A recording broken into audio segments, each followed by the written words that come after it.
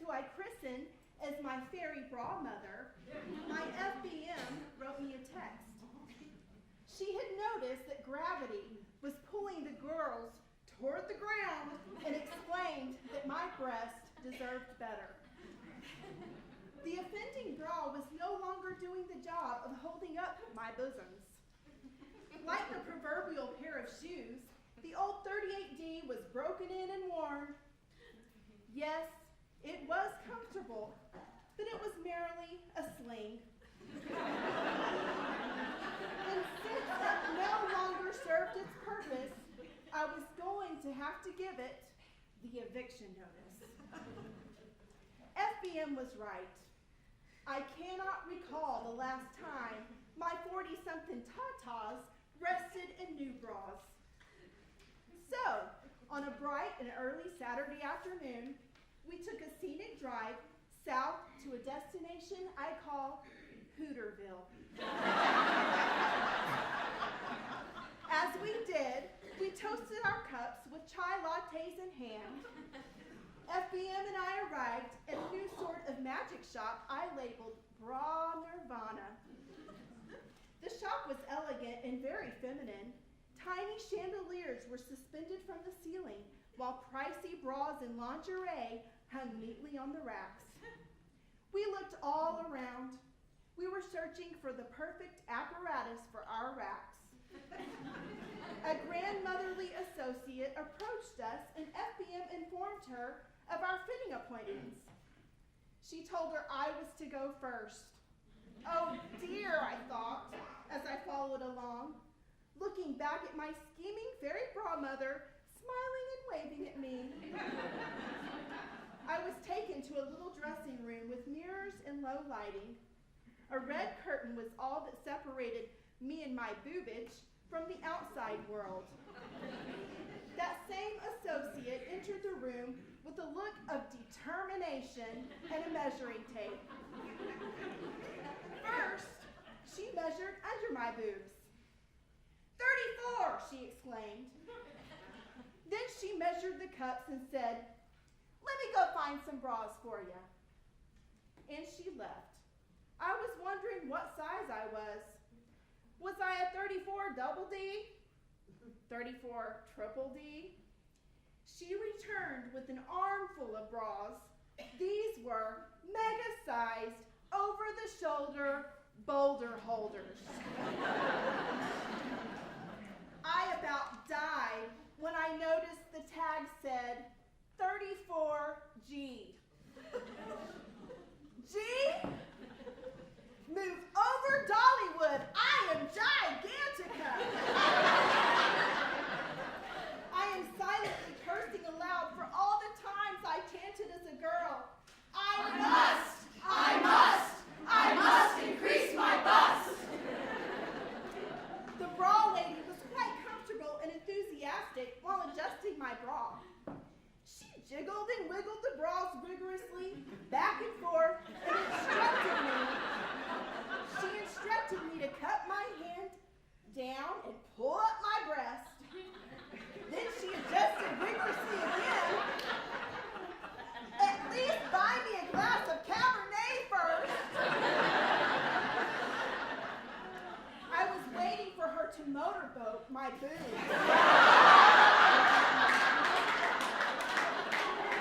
By the time she finished, I left the room slightly embarrassed and scarred by the intimate fitting.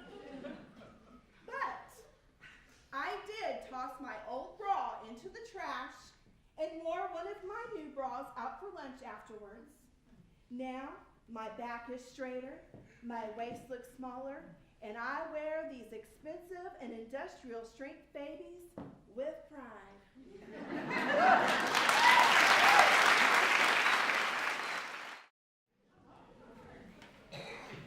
Watching through the window, you see him kiss her pink lips and drive away. While you wait up for her, your mind wanders back to days forgotten. You see her little face, tousled mess of black hair, the blue eyes soon to turn a deep walnut. You hold her close and relish the bond gripping the two of you, feeling a sense of pride, happiness, relief. 10 fingers, 10 toes, so small you can barely see them. You snuggle her close, whisper softly to her, never wanting to let go. Splashing in the puddles, a 4-year-old Pixie prances through the driveway after the thunderstorm. She bends down to pick up a handful of pebbles after you told her not to get filthy. As she turns to see if you're still watching, you quickly duck away from the window. Sitting in the car, you watch her through the windshield, waving at her little friends, lining up for the bus with their coats and mittens. You ask if she's enjoying 2nd grade. And she rattles on about recess, lunchtime, show and tell, the guinea pigs, the songs and music class, their parachuting gym, their finger painting and art. As you look down at the growing baby with caked green paint beneath her chewed nails, you're struck with a sudden panic thinking, my God, where has the time gone? High school rolls around, and she struggles to remain close to you, even though it doesn't seem like the end thing to do. She has a mind of her own, and she's not afraid to use it. Soon you hear nothing but backtalk. She keeps reminding you that she's not a baby anymore. You cry at night, wondering what happened to the love you shared. How can she be so selfish, so oblivious to your pain? You watch through the window as he breaks up with her and drives away. She hangs her head as she trudges into the house, and you hold her, weep with her, tell her you're always there. You feel every ounce of pain with her, and every small shred of happiness she finds, you long to cling to with her. Making the hours-long trip for the last time, you help unpack her bags. She doesn't seem to know how many nights you'll be up, wandering the house, wondering where it all went, the mud puddles, the finger paint, the time. Does she see the agony in your eyes as you kiss her goodbye, proud of the choices she's made? You realize that yes, she is finally a big girl, and she doesn't need you. So happy, with tears streaming down both your faces, hanging on for dear life, you have to let go. You stare at her as your car pulls away, making the trip back home with one less little girl, one less woman. You glance glassy-eyed toward the tinted window of the 12 square feet she now calls home, but behind the pane, your little girl is staring glassy-eyed back at you, her face still wet with both your tears, heart sinking, missing you before you've even left, knowing she must fend for herself.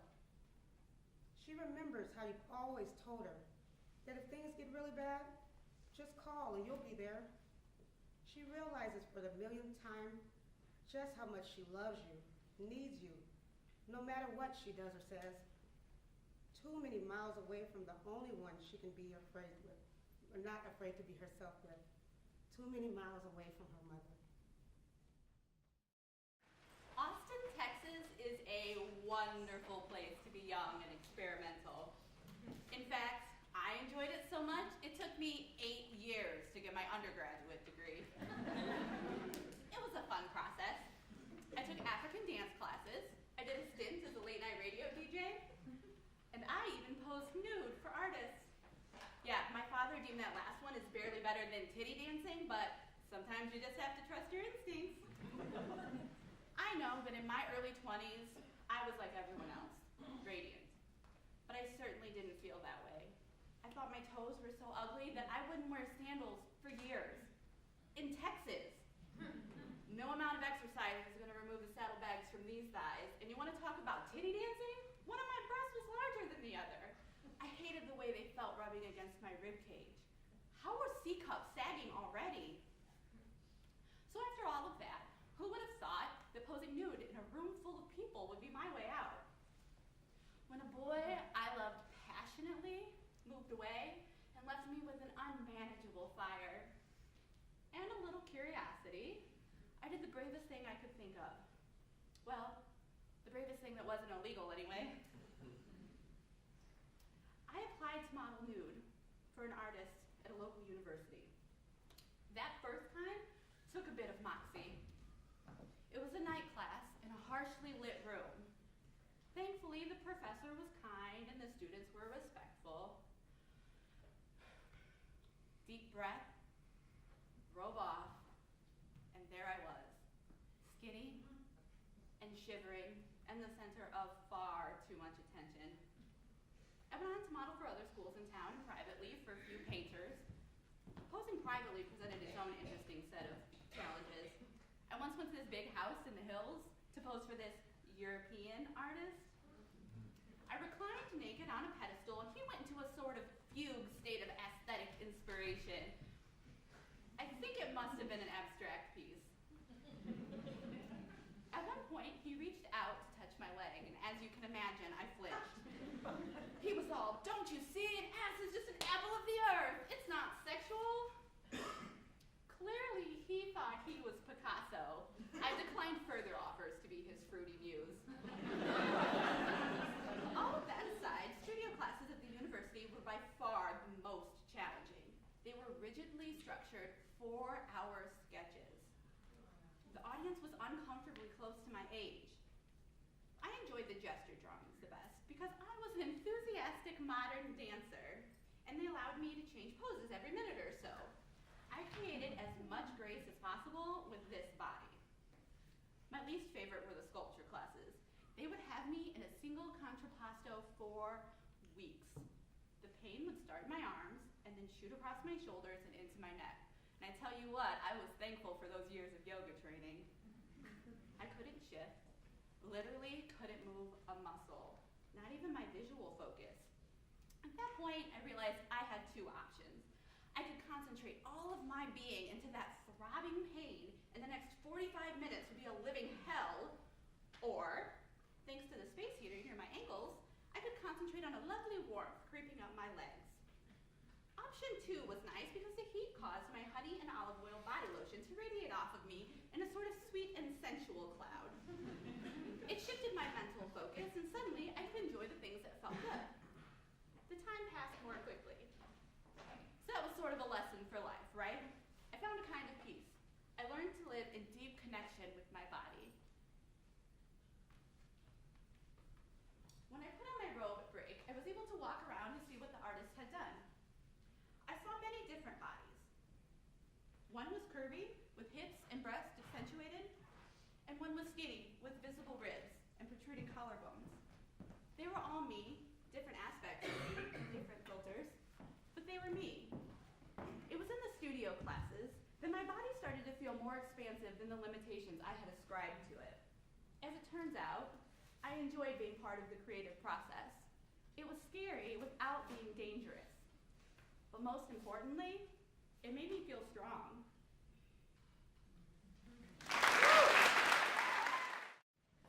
I first heard it when I was 16. "You're just a lesbian," she exclaimed, and then giggled. I didn't understand. No, I wasn't. I was so confused. But I laughed too, thinking it would get me off the hook. "No, I'm not. I just really don't care about boys." She thought about that for a second. That's probably true. And it was. It was the truest of my truths. The core of what my heart and mind and body told me. I just didn't care. I didn't want a boyfriend or girlfriend. I didn't want to think about boys or girls. I didn't want to touch boys or girls. I never thought about any of it, except when my friends talked about it or I was asked questions and thought I should find some normal response. I think about that often these days as I near 26. Not much has changed, and yet everything feels different. That one brief, fleeting moment of self-awareness, that acknowledgement that I just didn't care, has stayed with me for 10 years, ebbing and flowing back into my mind like a slow, steady tide. We spend so much energy wanting big successes and revelations, but sometimes it's the smallest moment that we learn or grow or finally understand. That moment was one of those for me. It just took me 10 years to really understand. You see, recently I've been writing, and I decided that I wanted write about someone who was asexual. I still don't know why, but I did. And I started to research asexuality. I didn't want to be ill-informed or misspeak, offend, or misrepresent. I didn't want to make her a caricature. So I read, and I read, and I read, and I read. And the more I read, the more scared I got. The more I read, the more I started shaking and crying. The more I read, the more I felt paralyzed, like I couldn't breathe. I didn't need to worry about being ill-informed or misspeaking or offending or misrepresenting or writing a caricature. Because this someone was me. I didn't want sex. I didn't want it then, and I don't want it now. But how do I express in this extremely sex-riddled, heteronormative world that as a 25-year-old woman, I don't want to have sex? What scares me even more is that I do want love.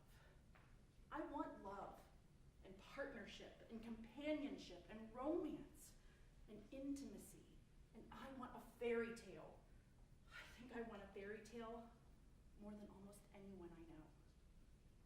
But for me, none of that has to do with sex. How do I explain that?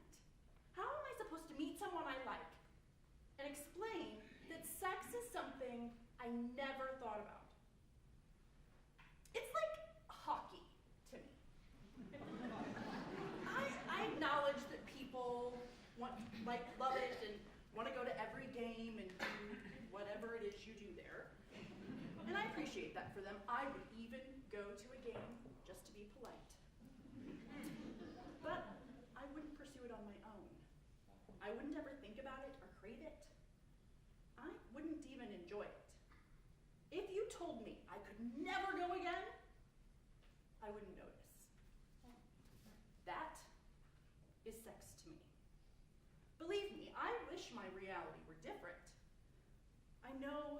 I want to know what it's like to crave sex, to be sexually attracted to another human being, to feel so physically and chemically and sexually connected to someone that you have to leave a party before you end up naked on the floor. I want to know what it's like to love sex and prioritize it. But I don't. And I won't. So I joined an online community of other asexual people to see what I could learn and find. And what I found, first of all, is that to welcome you, everyone sends you images of cake. I looked up some terms related to asexuality. One was cake.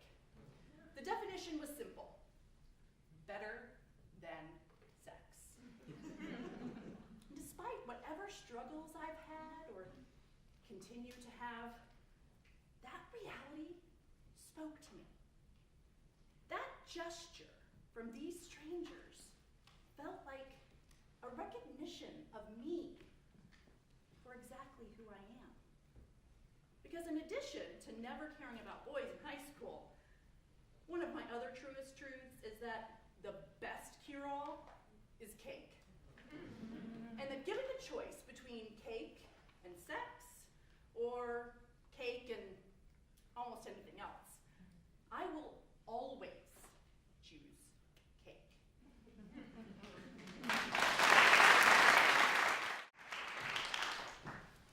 I shaved my legs this morning and lost 2 pounds. And lost another pound. I even stroked on my mascara without looking like a wide mouth bass in the mirror. I was off to a good start. Then I blinked and got mascara on my eyelids and eyebrows.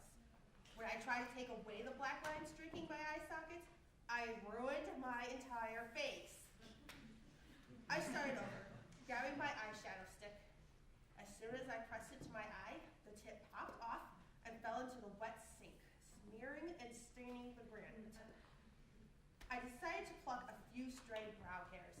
One was so fucking close to my actual eyelid that I almost plucked off the damn thing. After a few more attempts at ripping tiny, transparent hairs out of the roots, I gave up. I reached for my electric brow trimmers. Take that, eyebrow hair bitches. Wait, is that hair under my nose? Fuck! When did I grow a mustache? I have blonde hair, for Christ's sake. How can I have visible hair on my upper lip? Electric brow trimmers to the rescue. Take that, mustache bitches. Since I was 3.2 centimeters from the mirror, I could also see that my lips were flaky. Out comes the sugar scrub to make my nature kissably soft. Oh, you're not supposed to get it in your mouth? It's sugar, for crying out loud. Why does it taste like ass?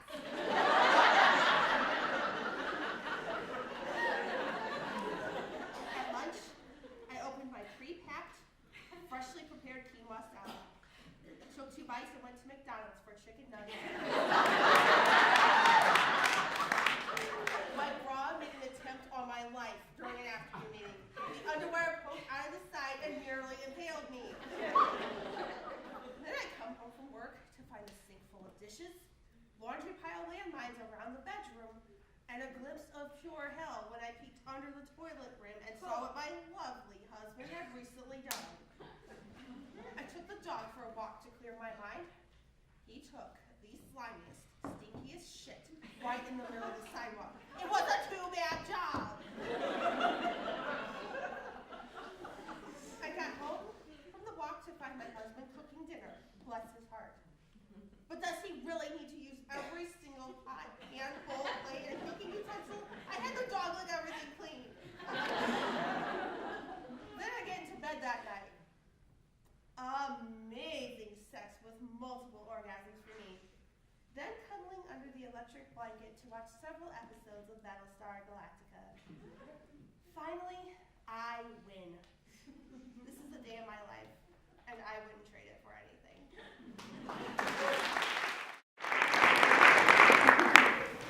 I sat, staring straight ahead, hardly hearing what the doctor was saying to me.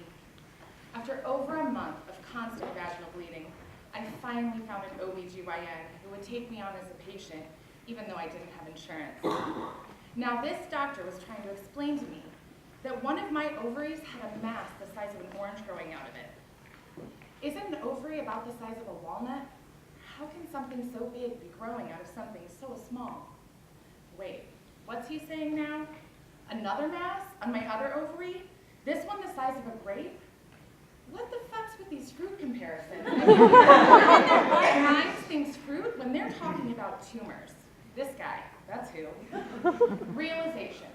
I have 2 masses, one on each ovary. I began to cry. No, it's not exactly what I did. I didn't just cry. I collapsed into my husband weeping. The doctor says something I don't really hear, but he sounds annoyed.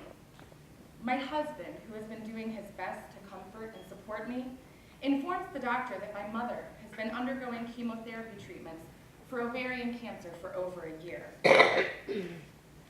The doctor tells us he wants to wait a month and see if the tumors shrink, since apparently that's something they sometimes do. After a little convincing, I reluctantly agree. The next 4 weeks are the longest of my life.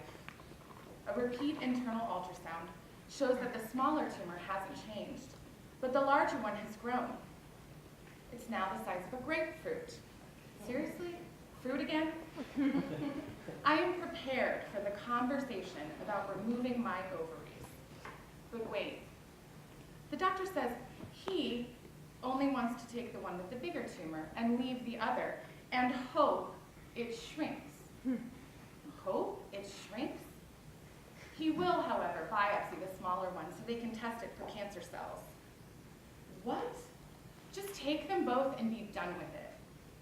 But since I'm only 28, he will not take both, because this means that I'll be infertile. Is he really worried about my fertility when my life is at stake? I spend the weeks following arguing with my doctor, repeatedly informing him that I am not going to have the surgery unless he agrees to take both. My husband tries to get me to relent, and his argument is valid. The sooner we get even one out, the sooner they can test the tissue. This is my body. If I want them both out, they are both coming out. At one point, the surgeon actually looks at my husband and asks him what he wants to do. It took me a few moments to accept that I had heard him correctly, and I sat there shocked. My husband put his hand on mine. His eyes searched mine for a long instant, and then he turned his attention toward the doctor. And the look he gave that doctor. Well, he looked every bit the Marine that he had been trained to be when he said firmly, "If she wants them both out, you'll take them both out." That was when my doctor changed his mind. When the man, not the woman, stated that he wanted the surgeon to take them both. The day of the surgery, the nurse prepping me said she was sorry I had to go through all this. I tell her in my best effort to find a silver lining that at least I won't have to worry about having another period again. She looked at me confused. "Yes, you will." I looked at her confused. How can I have a period with no ovaries? It turns out that my doctor made one last effort to save my fertility. The paperwork was filled out for the removal of just one ovary. Don't worry, we got that straightened right up. 1 week post-surgery, I got the lab results. No cancer. After all of that, I am free. Free of ovaries and free of cancer. But I still refuse to eat fruit salad.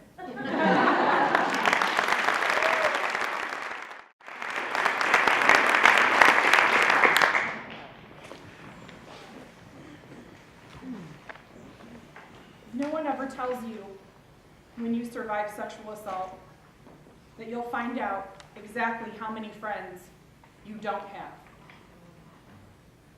No one ever tells you when you survive sexual assault that even those who do care have their own demons to deal with. No one ever tells you when you survive sexual assault that you can go days without eating. You live on sorrow. Rage fuels you.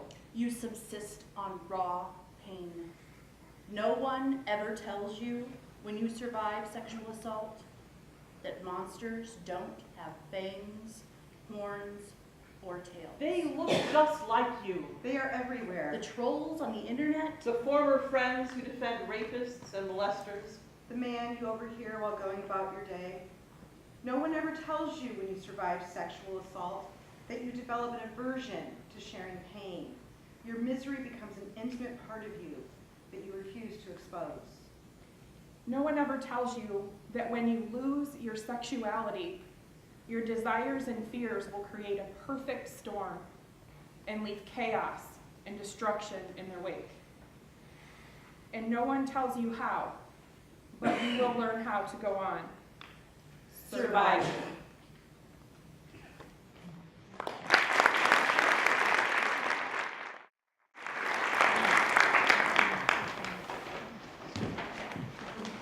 You know what really made it such a sweet ride, though? The banana seat. Padded, firm, long, and tapered at the top, it conformed perfectly to my body. Pressing myself against it created such a sensation. Lean, pedal. Lean, shift, pedal, pedal, lean, grind, coast. Oh, yeah. I experimented with riding on different surfaces to achieve that delicious feeling. Smooth asphalt let me retain control of my own pleasure. Brick roads, on the other hand, did not submit. Every bump, every jolt was in command. Now that I'm grown, I have less time to ride for fun. My biking has become utilitarian, functional, practical. But then again, sometimes I still find myself purposely pointing my handlebars toward gravel roads at the edge of town. No set destination, just wanting to lean, to pedal, to shift. Yes.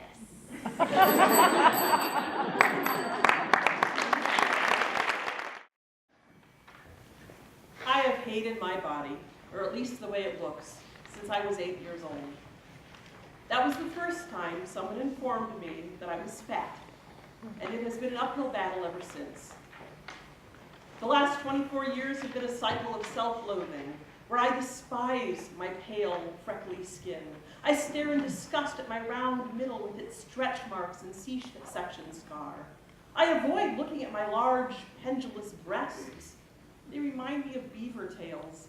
I always wear pants, even on the hottest days, to hide the spider veins in my pale legs, compliments of my being on my feet for 10 hours a day waitressing.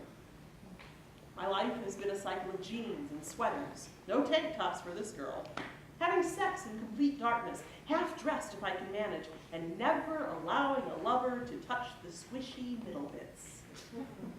I know this is not enlightening, but it is fact, and something I have been living with for years.